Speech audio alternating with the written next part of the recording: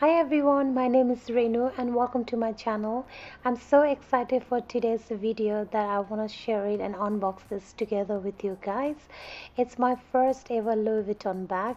I've been eyeing this bag for quite a while and I'm glad I got it. Now, without further ado, let's unbox this baby, shall we?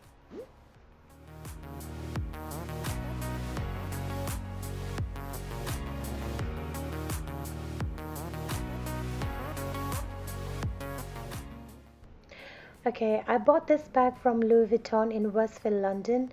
The bag I have is Neverfull, demier size MM, which is medium, and rose ballerine interior.